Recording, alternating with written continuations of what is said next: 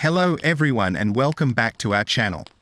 In today's video, we are going to talk through The Honest Truth About Dishonesty, How We Lie to Everyone, by Dan Ariely, published in 2012. The book delves into the complex dynamics of dishonest behavior and its implications. Ariely begins by sharing his encounter with John Perry Barlow, a consultant for Enron, and questions whether dishonesty is a widespread issue. He challenges the rational economics theory of cheating, which suggests that decisions about honesty are based on a cost-benefit analysis. Through real-world examples and experiments, Ariely aims to uncover the forces driving dishonesty and explore strategies to contain and control this aspect of human nature. The book discusses a lecture by a comedian promoting amoral cheating for financial success, which leads to subsequent observations and experiments on dishonesty at MIT. The lecturer advises students to prioritize financial gain over moral considerations, citing high-profile cases of unpunished cheating and arguing that a cost-benefit analysis warrants cheating. However, MIT researchers conduct a cheating experiment that challenges this theory. They find that the amount of potential reward and the likelihood of getting caught did not significantly increase cheating. This challenges the traditional view that people make dishonest decisions based solely on cost-benefit analysis and highlights the complex factors influencing dishonest behavior. The author explores a series of social experiments that sought to understand human behavior in different settings. In one scenario, individuals went to a farmer's market to test the honesty of vegetable vendors. Surprisingly, the vendors provided higher quality produce to a visually impaired customer, demonstrating a willingness to act benevolently. A similar experiment involving taxi cab drivers, revealing that drivers took longer routes and overcharged customers, while offering fair treatment to a visually impaired individual. These experiments challenge the conventional economic view of rational behavior and introduce the fudge factor theory, which posits that individuals aim to balance financial gain with a positive self-image, rationalizing dishonesty as long as it's minimal.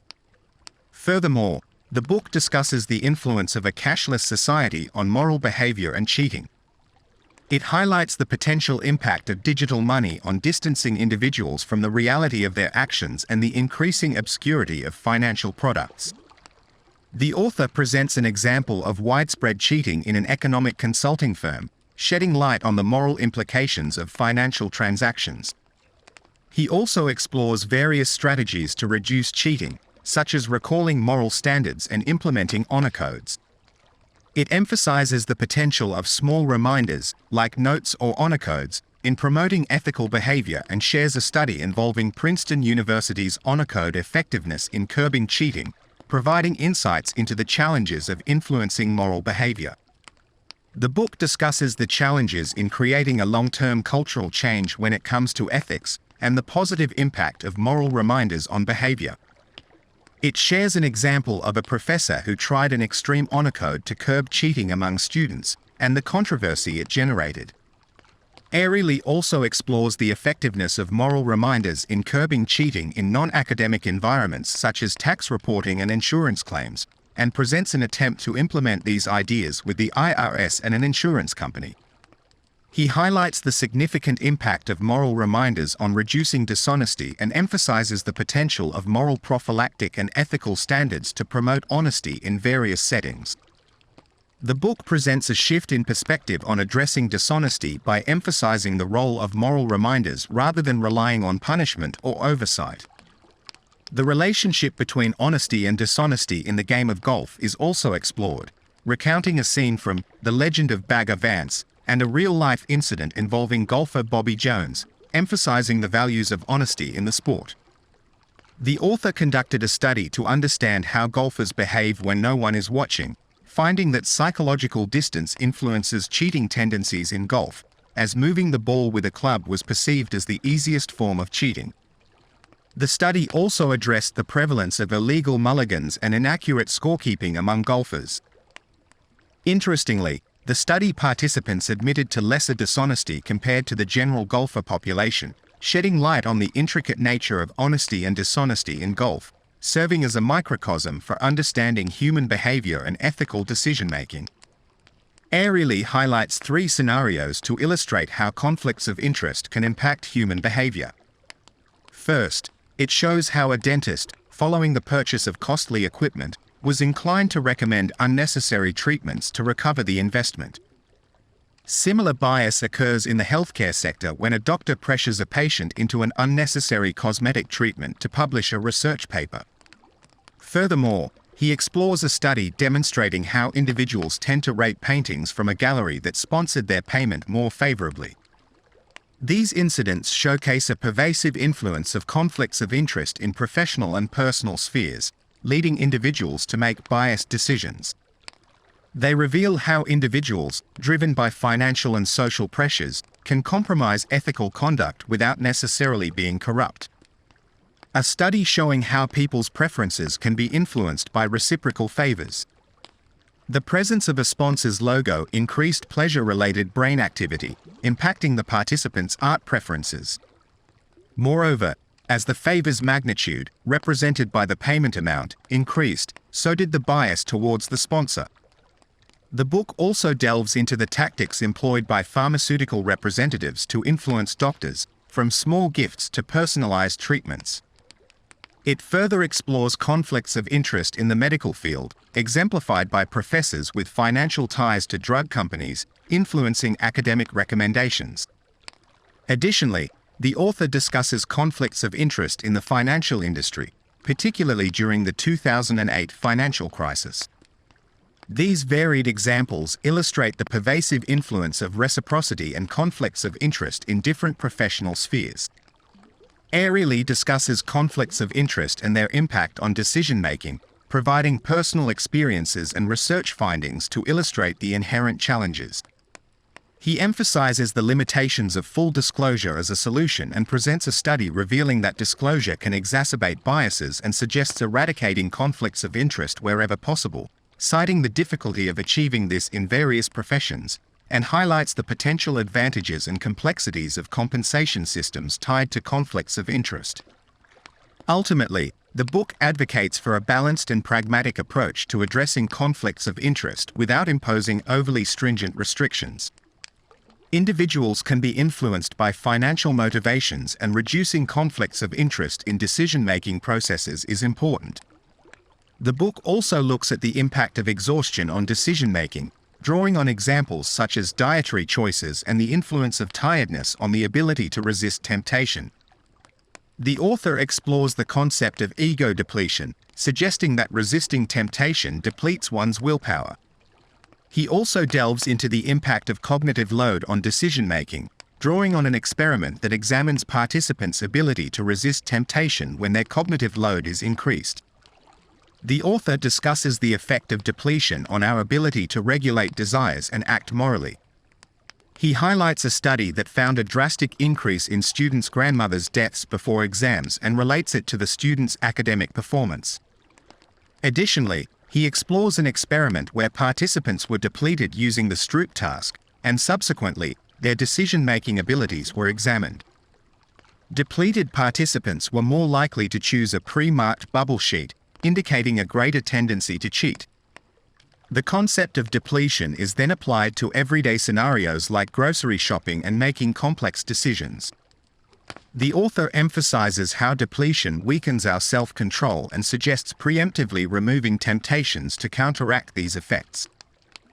The book elucidates that self-control is limited and can be depleted throughout the day, making it harder to resist temptations.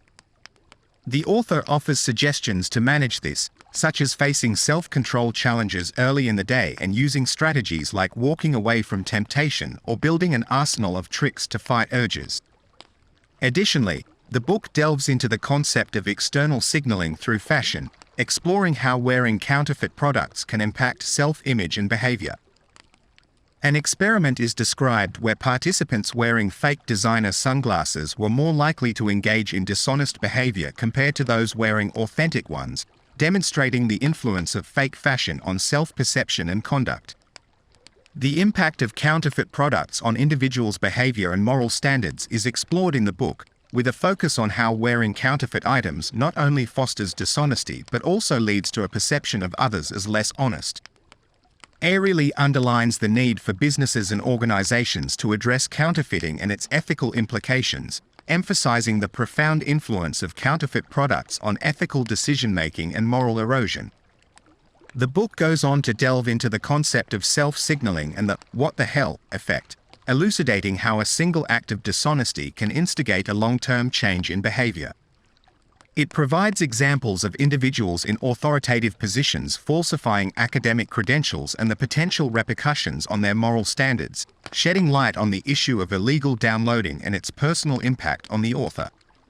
He underscores the significance of addressing early signs of dishonesty to prevent moral decay and suggests that combating dishonesty can contribute to a more honest and less corrupt society. Moreover, the author discusses self-deception and its influence on individuals' tendency to deceive themselves into believing their lies. He outlines the results of experiments conducted to explore self-deception, revealing how participants tended to overestimate their abilities and convincing themselves of exaggerated performance, regardless of external incentives or evidence.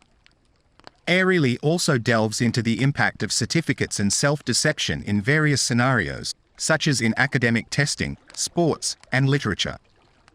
This exploration emphasizes the tendency of individuals to believe their own exaggerated stories, such as overestimating their performance due to receiving a cheating opportunity or believing in their selfishness as charity. Furthermore, he illuminates the impact of self-deception in sports and its role in maintaining a positive self-image, while also outlining the potential consequences of over-optimistic views. The author's touch on the concept of white lies being justified in certain circumstances highlights the influence of confabulating stories due to the left side of the brain. The book delves into the brain's capacity to fabricate reasons for actions, citing examples such as a patient with a severed corpus callosum creating a story to explain her actions after being instructed to laugh. It explores the human tendency to lie to oneself and the conflict between self-deception and the desire to be seen as good and honest. Additionally, the author discusses the characteristics distinguishing pathological liars using brain scans of individuals, unveiling the connection between increased creativity, dishonesty, and intelligence.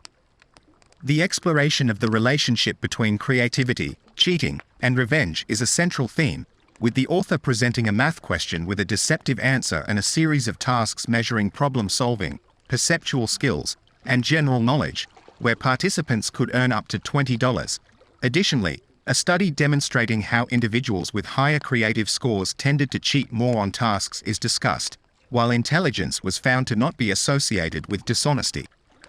The examination of how annoyance may lead to justifying immoral behavior, as illustrated through the author's personal experience of creatively modifying train tickets in Europe, further underscores the link between revenge, creativity, and justifying dishonesty. The author further delves into the correlation between creativity and dishonesty, specifically through an experiment that showed participants primed with creative words were more likely to engage in dishonest behavior. It also draws attention to the dark side of creativity and its potential to enable individuals to interpret information in a self-serving way, likening the spread of dishonesty to an infection and contemplating the idea of an immorality bug spreading among individuals. The author suggests that observing dishonesty in those close to us might be more influential, akin to being exposed to immoral germs. The contagious nature of cheating and social behavior is explored through a series of experiments, which includes observations of people's reactions when a vending machine dispensed free candies and findings suggesting that people tend to justify their questionable behavior by inviting friends to join in. The impact of laptop use in classrooms and controlled experiments to understand the social component of cheating, including scenarios where participants witness others cheating, are also examined. The book underscores the influence of social cues and the absence of negative consequences in shaping individuals' decisions to behave dishonestly. Furthermore, it depicts how a cheater perceived as part of their social group can influence others to justify and imitate the cheating behavior, contrasting with the resistance of individuals who regard the cheater as an outsider. The implications of these findings in various contexts, such as financial institutions, political bodies, and academic environments, are highlighted, along with the pervasiveness of essay mills producing plagiarized content and reflecting the erosion of ethical standards. The author stresses the need for vigilance and proactive measures to curb even minor instances of dishonesty, considering its potential long-term detrimental impact. Airily then proceeds to discuss Kelling and Wilson's broken windows theory, accentuating the importance of promptly addressing small issues to prevent bigger problems in society, particularly in the context of public figures. It emphasizes the impact of publicly promoting honesty and integrity, citing examples of individuals who stood up to misconduct in their organizations. The prevalence of group work in organizations and its potential influence on ethical decision-making is explored, exemplified by a situation where a CPA faced pressure to manipulate financial reports. The author's experiments to understand group dynamics and cheating is introduced, exploring whether monitoring reduces dishonesty or if social connections in groups increase both altruism and dishonesty. The discussion emphasizes the potential costs of collaboration, calling for a need to understand and address the drawbacks of collaborative work. The book also showcases a study revealing the complex motivations behind cheating, suggesting that the combination of rational economic motivations and psychological justifications allows individuals to engage in frequent acts of dishonesty. The importance of understanding the extent and complexity of dishonesty in social settings and taking steps to address and discourage such behavior is underscored.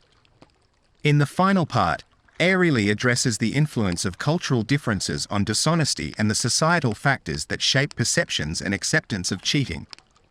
He also briefly touches on infidelity, emphasizing the need to address dishonesty, particularly in light of recent societal failures. Furthermore, Airily examines how recognizing human fallibility is essential for making better decisions and fixing institutions, proposing more effective interventions based on an understanding of why people behave dishonestly, such as reminders at the moment of temptation and tackling conflicts of interest. The exploration of resetting rituals and religious mechanisms to combat dishonesty is discussed, alongside the effectiveness of seeking forgiveness on a broader social scale. The culmination emphasizes the importance of acknowledging bad behavior and seeking forgiveness to improve outcomes.